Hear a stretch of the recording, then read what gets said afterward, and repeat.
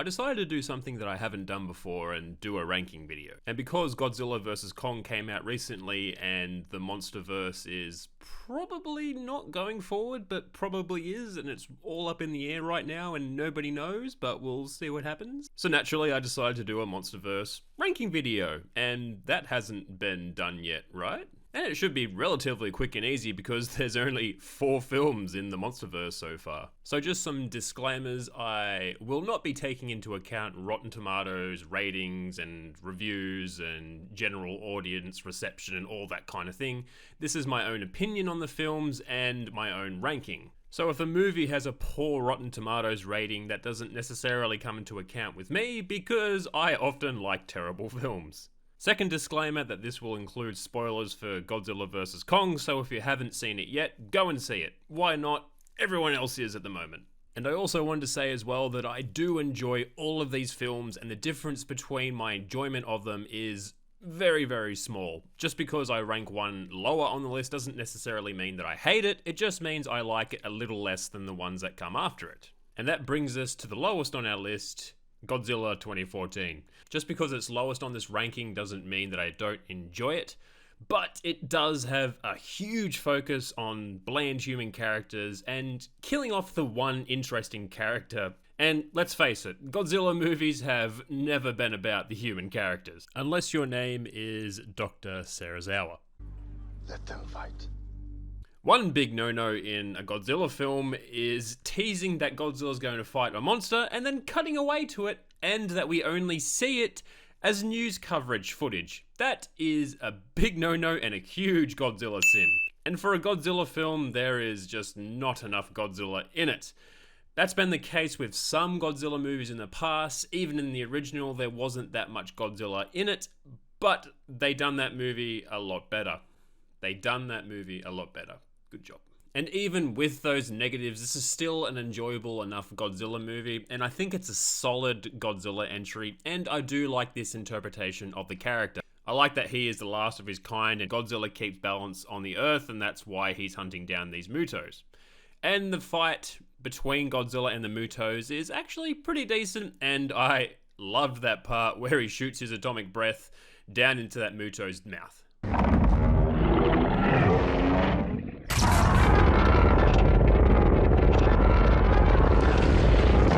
Coming in at number 3 is Kong Skull Island. Big Monkey got his introduction in the MonsterVerse in this film, and I do love the 1960s setting. Soldiers fresh from the Vietnam War have to go to Skull Island. Lots of homages to Vietnam War movies. I love it. I think it's great, and this is the one monster movie in this franchise where I actually liked the human characters. I loved the banter between them.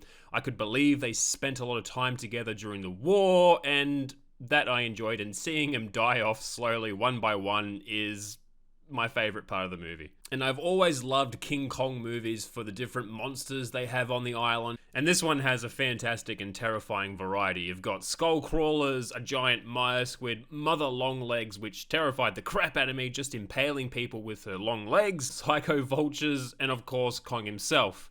And I like how Kong is kind of humanized in this movie. We understand why he's defending his island. We see him get injured. We feel for him. And I do like this interpretation of King Kong as well.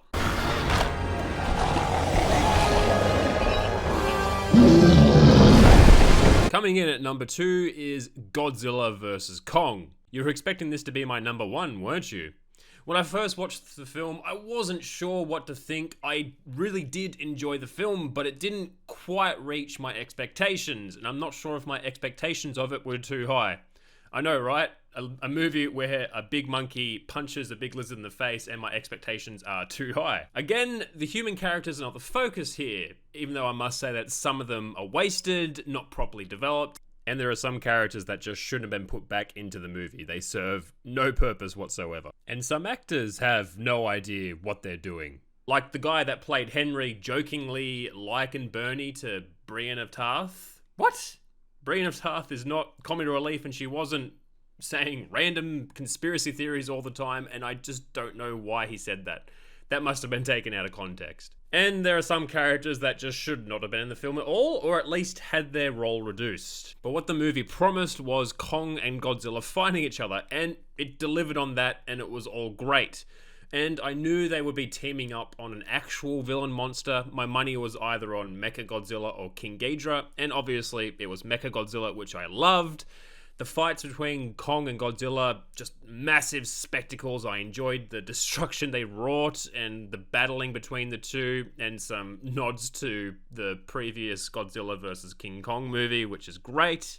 I enjoyed the fleshing out of Kong's ancestors, where he's come from, what his ancestors achieved, and the Hollow Earth. Even if I did initially find the concept of Kong's ancestors being able to build buildings for themselves and make weapons, for some reason I found that a bit harder to believe when there's a movie about a gigantic mechanical Godzilla trying to destroy the world.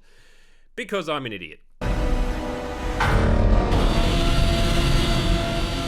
And that brings me to my number one. And of course, it's Godzilla, King of the Monsters. This might surprise a lot of people, as this is considered not a great Godzilla film, and it has quite a low Rotten Tomatoes rating on it. But, as I said before, that doesn't really come into account with me. To me, this is one of my favourite Godzilla films, period. And I know that might be a bit controversial, and I think a lot of you were expecting me to say Godzilla vs Kong being my favourite. I can remember leaving the cinema after watching this movie and just coming out on a high, seeing so many monster fights, just an excellent end credit scene. Like, I was on a high. I had such a great time. To me, this movie is superior just because this is more of a movie for Godzilla fans. There are so many references, callbacks, and nods. I think all those words mean the same thing. To older Godzilla films, like you've got the Oxygen Destroyer, Burning Godzilla, Ghidorah being an alien, twins researching Mothra, which is a reference to the Shubijin fairies in the older Mothra movies. That one's probably a bit more obscure, but I loved it. And just introducing Mothra, Rodan, and the OG villain of so many Godzilla films, King Ghidorah, aka Monster Zero. There is just so much in this movie for Godzilla fans to enjoy. And also, the music in this movie is fantastic. All of the different monster themes fits them perfectly, and their characters in this film. The fights are epic in this movie as well, and there's so many of them. There is just so much in this movie for Godzilla fans to enjoy. Again, human characters, not so great, but I have to stress that that is not a huge deal for Godzilla fans. We're not there for the humans. Even though humans kind of have to be in a Godzilla film. You can't just have a Godzilla film with just the monsters. I don't think that would work very well, but they might try that in the future. That'd be interesting to see.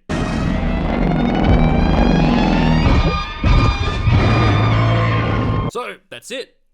That's my ranking of the MonsterVerse. So this is the obligatory call to action. So if you want to leave your own rankings down in the comments below, I would appreciate that. That would be fantastic. I would love to see how everyone else ranks these movies. I think everyone would be doing it differently, and that would be interesting to see. And again, thank you for listening to me ramble on about Godzilla and King Kong movies for however long this video took. I really do appreciate it. Thank you again, and I'll catch you next time.